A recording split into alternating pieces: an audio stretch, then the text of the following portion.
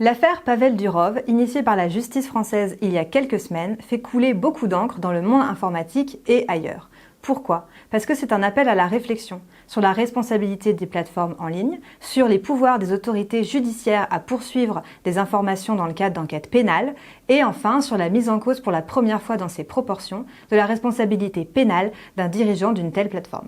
En France, il existe depuis de nombreuses années maintenant la possibilité, finalement, pour les autorités de solliciter auprès des plateformes comme Google, comme Twitter, comme Facebook, ou encore comme Telegram, des informations sur les auteurs potentiels de contenus manifestement illicites. C'est inscrit dans la LCEN depuis 2004 et aussi dans le Code des postes et des communications électroniques. Depuis 2021, les textes ont un petit peu changé et finalement, la demande de levée d'anonymat de ce type de contenu a été restreinte aux enquêtes purement pénales et aux faits qui sont uniquement susceptibles d'être qualifiés pénalement. En parallèle, le DSA est entré en vigueur et vient renforcer la responsabilité des plateformes, avec notamment l'introduction de la notion de très grandes plateformes en ligne qui vont avoir des obligations de modération particulières a posteriori et surtout a priori, et également le fait de devoir notifier un contenu illicite et notifier une potentielle infraction pénale, et enfin le fait de devoir répondre à nouveau aux autorités lorsqu'elles en font la demande pour la lutte contre la criminalité. La limite que l'on peut voir dans le texte du DSA, c'est que les sanctions vont être administratives, ça va être des amendes.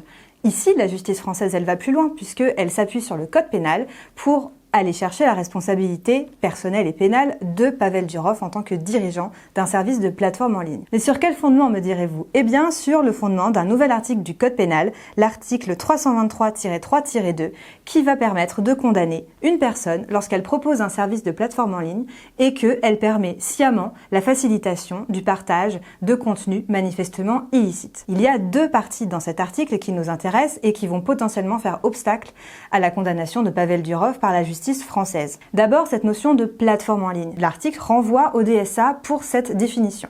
Or, la définition de plateforme en ligne par le DSA, elle parle de deux choses. Elle parle du fait de proposer un service d'hébergement, de stockage et de diffusion de contenu massif, à condition que ce service ne soit pas une fonctionnalité mineure par rapport au reste du service proposé. Et c'est là que dans le cas de Telegram, il y a potentiellement un obstacle. Pourquoi? Parce que Telegram propose deux services. D'abord un service de messagerie privée qui va permettre à deux personnes ou peut-être à trois d'échanger des contenus qui leur sont propres, des messages privés, donc des correspondances privées, et également une partie qui propose un canal de diffusion, et là, potentiellement massive entre beaucoup plus d'utilisateurs. Et la notion de privé va être totalement relative.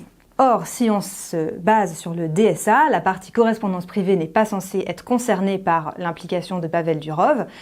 Il va uniquement pouvoir être condamné sur la base des contenus qui ont été échangés sur la partie canal de diffusion public de son service. Le deuxième obstacle que la justice française va rencontrer, c'est la partie connaissance de cause de la part de Pavel Durov dans la facilitation de la diffusion de contenus et de messages à caractère manifestement illicite. En effet, Pavel Durov n'a pas la visibilité sur ce qui est échangé sur sa plateforme. Par conséquent, il est difficile de pouvoir le mettre en cause sur ce fondement. Pour autant, les textes obligent les fournisseurs de communication électronique comme Telegram à répondre aux injonctions lorsque finalement des contenus sont potentiellement problématiques parce qu'il y a de la pédocriminalité, parce qu'il y a du trafic d'armes. Et dans ces conditions-là, finalement, on ne peut pas se cacher derrière le fait de ne pas être au courant que des contenus illicites sont échangés sur son service.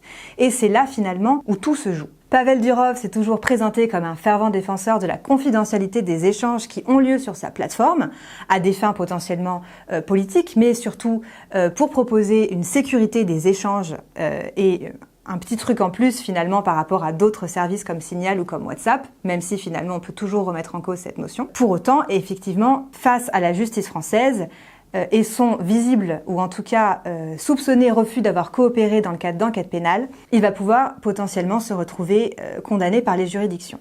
Pour conclure, la justice française se retrouve à nouveau face à l'éternelle mise en balance des intérêts qui lui sont présentés. D'une part, la protection des personnes contre la criminalité, d'autre part, le respect de toute personne à avoir une vie privée et des correspondances privées. Quelle que soit finalement l'issue de la procédure judiciaire et la condamnation ou pas de Pavel Durov, cette mise en balance sera toujours d'actualité. Merci d'avoir regardé cette vidéo et à bientôt pour de nouvelles actualités.